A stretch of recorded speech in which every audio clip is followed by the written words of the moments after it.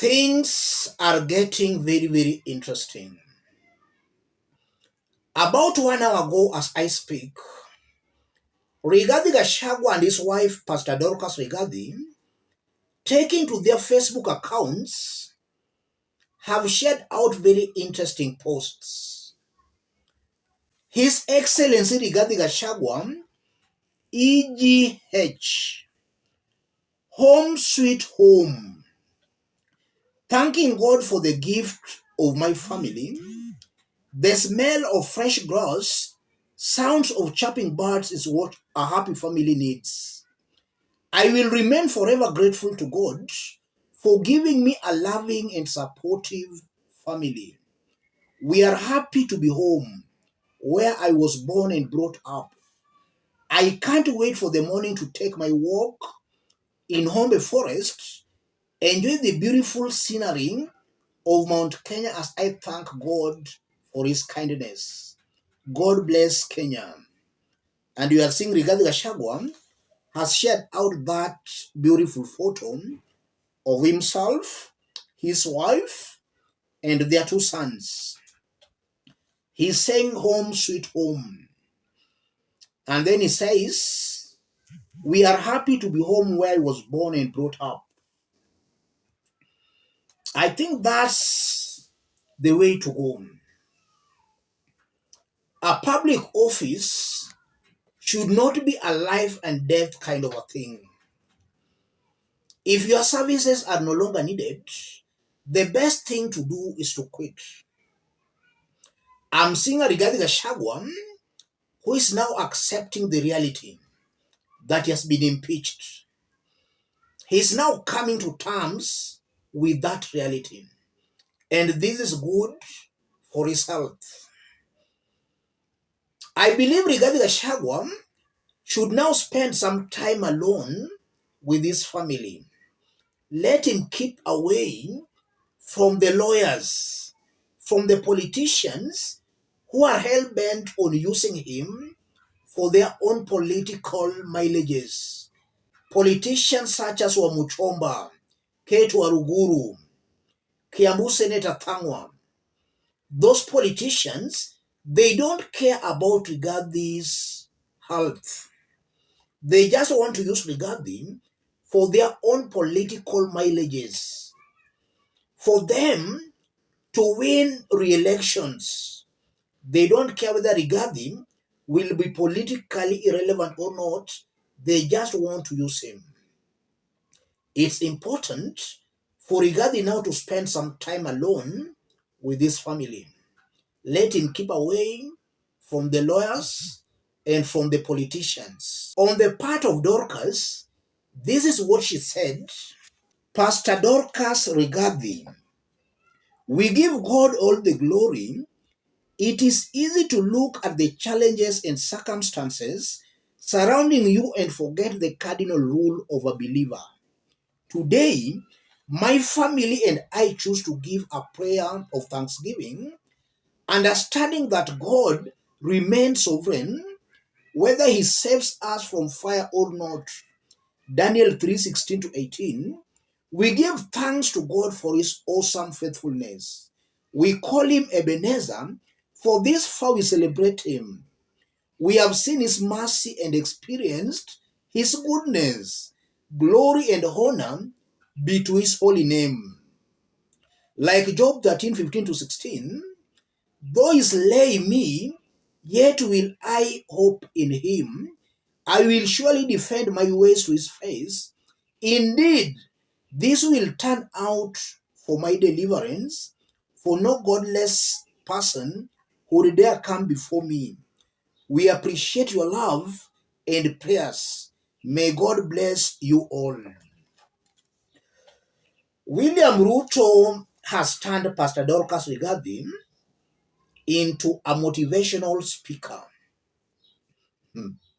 William Ruto has seriously given Pastor Dorcas character development. Even though Pastor Dorcas Rigathi is slowly accepting the reality, I'm seeing a person who's yet to fully accept that indeed she's no longer the second lady. I want us to put all this into perspective for Kenyans to understand what's happening here. If you are watching us but you have not yet subscribed, subscribe, give the video a like. Let's proceed. Power is temporary. The impeachment of Rigathi Gachagua should send that lesson and a warning to other leaders. Today you have power, tomorrow you can easily lose that power. It's true. Rigathi was drunk with power. Immediately after he was sworn in, he started by fighting their political opponents, people such as Uhuru Kenyatta. And as days went by, he started talking over shareholding government, laying traps at State House. And we saw Rigathi Gachagua waking up very early in his office just to coordinate on how the police were to deal with opposition supporters. We have also not forgotten the raid at Uhuru Kenyatta's northern farm. So Rigathi was clearly drunk with power, and he is now coming to terms with the reality that power is temporary.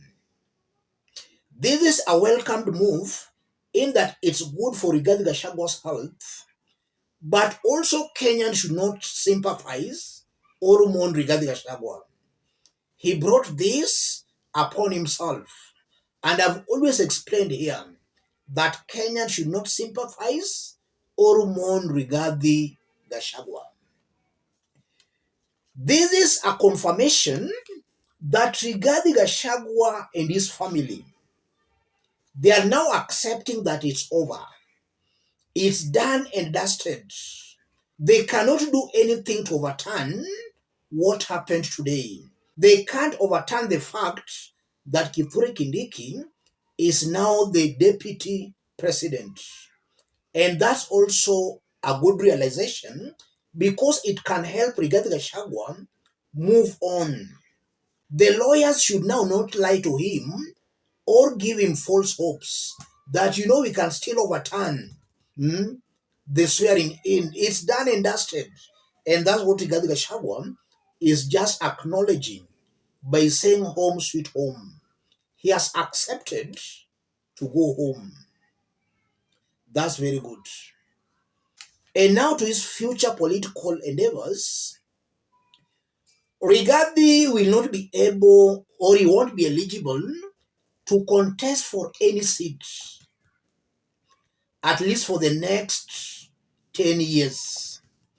So he must also accept the fact that he will be in the political cold for some years. And after those 10 years, I don't think Kenyans will still be waiting for Rigathi Gachagua to come back so that they can support him. New leaders will emerge. So I won't be wrong again to say that this is the political end of Rigathi Gachagua.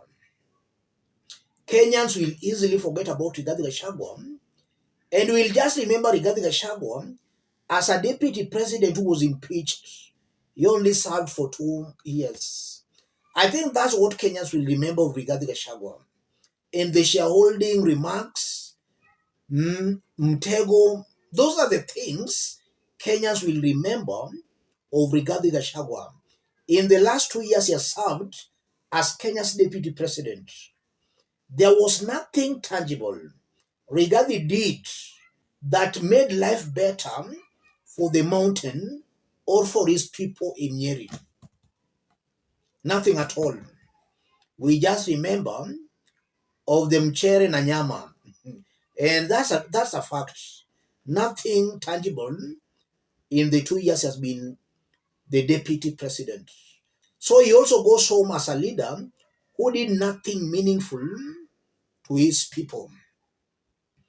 He has completely done nothing to impact positively to the lives of his people, apart from the mere fact that he was inciting them against other Kenyan communities. Let me stop it there. If you are watching us but you have not yet subscribed, subscribe, give the video a like. Any person watching us outside Kenya, drop a comment, let us know from which part of the globe you are watching us from. If possible, subscribe, give the video a like. Thank you. God bless you. God bless Kenya.